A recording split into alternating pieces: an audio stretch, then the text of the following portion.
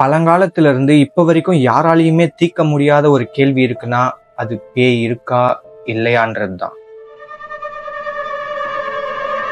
என்னதான் டெக்னாலஜி வளர்ந்துருச்சு, knowledge improve ஆயிடுச்சு, வெளியில பேய் இல்லைன்னு நம்ம சொன்னாலும் நம்மளோட ஆள் மனசுக்குள்ள ஒரு பயம் இருந்துட்டே தான் இருக்கும். நீங்க இரவு நேரத்துல ஏதாவது ஒரு எமர்ஜென்சினா ஹாஸ்பிட்டல் போறதுக்கு எது ரொம்ப ஷார்ட் டிஸ்டன்ஸோ அந்த பாதையை தானே நீங்க சூஸ் பண்ணுவீங்க. ஆனா அதே மாதிரியான ஒரு எமர்ஜென்சி டைம்ல கூட நான் இந்த வீடியோல சொல்ல போற இந்த ஹைவேவை யாருமே யூஸ் பண்ண மாட்டாங்க. ஏன்னா அந்த ரோட்ல 1 இல்ல 2 இல்ல மொத்தம் 2000க்கு மேல ஆக்சிடென்ட் நடந்திருக்கு. 20 பேர்கிட்ட ஆக்சிடென்ட் ஆன அப்பவே இறந்து போயிருக்காங்க. அப்படி அந்த ஹைவேல என்ன இருக்கு, எதனால இப்படி ஆகுது அப்படின்றத நம்ம இந்த வீடியோ மூலமா அந்த ஹைவேக்கே போய் தெரிஞ்சுக்க போறோம். நான் தான் மாவி, நீங்க பார்த்துட்டு இருக்கிறது மாவி லைஃப்.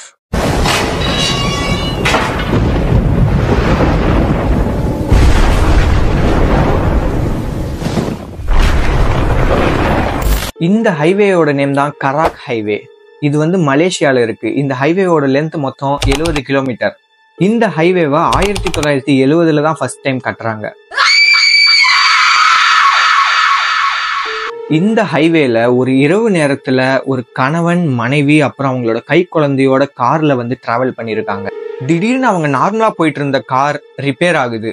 அந்த கணவருக்கும் ரொம்ப கடுப்பாகுது. ஏன்னா அவர் இப்பதான் ரொம்ப செலவு பண்ணி அந்த காருக்கு சர்வீஸ் பண்ணி எடுத்துட்டு வந்திருக்காரு. ஆனா அது நின்று போயிடுச்சு. கணவன் மனைவி கிட்ட நான் இங்க பக்கத்துல எங்கேயாச்சும் உதவி கிடைக்குமான்னு பாத்துட்டு வரேன், நீங்க காரை விட்டு வெளியில வராதீங்கன்னு சொல்லியிருக்காரு. ஏன்னா அவங்க கார் நிறுத்தி இருக்கிற இடத்த சுத்தி ஃபுல்லா காடு மட்டும்தான். அந்த கணவர் போய் 1 மணி நேரத்துக்கு மேல ஆயும் அவர் இன்னமும் திரும்பி வரல. காருக்குள்ள இருந்த மனைவி என்னடா கணவன் இன்னும் வரலையேன்னு சொல்லிட்டு அவங்க கொஞ்சம் கொஞ்சமா பயப்பட ஆரம்பிக்கிறாங்க. திடீர்னு அவங்களோட கார் ரூஃப் மேல ஏதோ ஒரு சத்தம் கேக்குது. ஆனா இவங்க காரை விட்டு வெளியில வரல. ஏன்னா கணவர் வரக்கூடாதுன்னு சொல்லியிருக்காரு. அவங்களும் பயந்துட்டே காருக்குள்ள உட்கார்ந்துட்டு இருக்காங்க. அடுத்த சில நேரத்திலேயே அந்த இடத்துக்கு ஒரு போலீஸ் பேட்ரோல் கார் வருது. அதுல மொத்தம் 2 போலீஸ் வராங்க. அவங்க அந்த மனைவி கிட்ட நீங்க காரை விட்டு உடனடியா வெளில வாங்கன்னு சொல்லியிருக்காங்க. அது மட்டும் இல்லாம அந்த மனைவி கிட்ட நீங்க தயவு செஞ்சு பின்னாடி திரும்பி பார்க்காதீங்க, நேரா எங்களை பார்த்து வாங்கன்னு சொல்லியிருக்காங்க. நம்ம நார்மலா பார்க்காதீங்கன்னு சொன்னாலே பார்ப்போம். அவங்க இருந்த அந்த சுச்சுவேஷனுக்கு அவங்க பார்க்காதீங்கன்னு சொன்னது அவங்க ஒரு ஆர்வத்துல திரும்பி பார்க்க அந்த கார் ரூஃப் முழுக்க ரத்தத்தோட அந்த பெண்ணோட கணவர் தலை வெட்டப்பட்ட நிலையில வெறும் தலை மட்டும் அந்த கார் ரூஃப் மேல இருந்திருக்கு. அதே கராக் ஹைவேல ரொம்ப வருஷமா ஒரு மஞ்சள் கலர் வோல்க்ஸ் வேகன் காரை எல்லாரும் பாக்குறதா சொல்லியிருக்காங்க. நீங்க ஒருவேளை அந்த காரை பாத்தீங்கன்னா தயவு செஞ்சு அதை ஓவர்டேக் பண்ணிடாதீங்க. நீங்க தனியா அந்த ஹைவேல இரவு நேரத்துல டிராவல் பண்ணும்போது உங்களை ஒரு மஞ்சள் கலர் வோல்க்ஸ் வேகன் கார் ஓவர்டேக் பண்ணும். அது உங்களை ஓவர்டேக் பண்ண கொஞ்ச நேரத்திலேயே அதோட வேகம் கொஞ்சம் கொஞ்சமா குறைஞ்சிக்கிட்டே இருக்கும். நீங்க அதை ஓவர்டேக் பண்ணலாம்னு நினைச்சாலும் அது உங்களுக்கு வழியே விடாது. ஆனா அதையும் தாண்டி நீங்க ஒரு வேளை ஓவர்டேக் பண்ணீங்கன்னா அடுத்த ஒரு சில நிமிடத்திலேயே அந்த கார் மறுபடியும் உங்க முன்னாடி தான் இருக்கும். இந்த மாதிரி நீங்க எத்தனை முறை அந்த காரை ஓவர்டேக் பண்ணாலும் அந்த கார் உங்களுக்கு முன்னாடியே தான் இருக்கும். நீங்க ஒருவேளை அந்த காரை யார் ஓட்டுறாங்கன்னு அந்த டிரைவரை பார்க்கணும்னு நினைச்சீங்கன்னா காருக்குள்ள யாருமே இருக்க மாட்டாங்க. ஒருவேளை நீங்க லக்கியா இருந்தீங்கன்னா அந்த கார் கொஞ்ச நேரத்திலே மறைஞ்சு போயிடும். இந்த ஹைவேல இரவு நேரத்துல டனல் பக்கத்துல ஒரு சின்ன பையன் ஸ்கூல் ட்ரெஸ் போட்டுட்டு முகம் முழுக்க ரத்தத்தோட இருக்கிற மாதிரி நிறைய பேர் பார்த்திருக்காங்க. அது மட்டும் இல்லாம அந்த பையன் அங்க போற வர காரெல்லாம் ஸ்டாப் பண்ணி நீங்க யாராவது எங்க அம்மாவை பாத்தீங்களா அப்படின்னு கேட்டுட்டு இருப்பானா. அந்த பையனுக்கு பின்னாடி இருக்கிற கதை என்ன சொல்லப்படுதுன்னா, ஒரு நாள் அந்த ஸ்கூல் பையனும் அவனோட அம்மாவும் அந்த கராக் ஹைவே டனல்ல கார்ல போயிட்டு இருந்திருக்காங்க.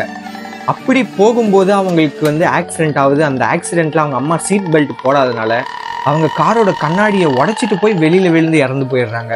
அந்த உடைஞ்சு போன கண்ணாடியெல்லாம் இந்த பையன் முகத்துல குத்தி இவனும் அங்கேயே இறந்துடுறான்.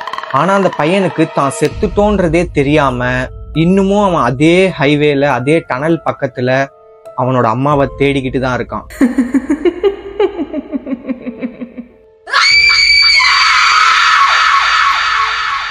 ஒரு நாள் இரவு நேரத்துல ஒரு ரேடியோ ஸ்டேஷனுக்கு ஒரு கால் ஒண்ணு வருது.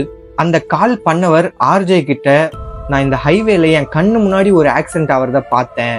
அதுல ஒரு அப்பா அம்மா ஒய்ஃப் அப்புறம் பசங்க இவங்க இறந்துருந்தாங்க. அதை கேட்ட அந்த ஆர்ஜே இது கண்டிப்பா ஒரு பிராங்கா தான் இருக்கும்.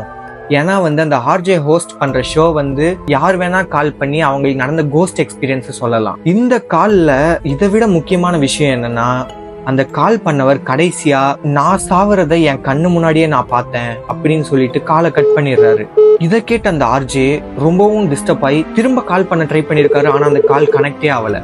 அப்புறம் நெக்ஸ்ட் டே மார்னிங் நியூஸ் பேப்பர்ல ஒரு ஃபேமிலி அந்த ஹைவேல ஆக்சிடென்ட் ஆன நியூஸை அந்த ஆர்ஜே பாக்குறாரு. அதுல அவர் அந்த கால்ல கேட்ட இடம், ஆட்கள், இந்த எல்லா நியூஸும் அப்படியே ஒத்து போச்சு. இதுல அதிர்ச்சியான அந்த ஆர்ஜே திரும்ப அவரோட ஆபீஸ்க்கு போய் அவங்க பேசிக்கிட்ட அந்த கான்வர்சேஷனை கேட்கலான்ட்டு போறாரு. ஆனா இவங்க பேசின அந்த டைம்ல மட்டும் ஒண்ணுமே ரெக்கார்ட் ஆகாம வெறும் பின் டிராப் சைலண்டா இருந்திருக்கு.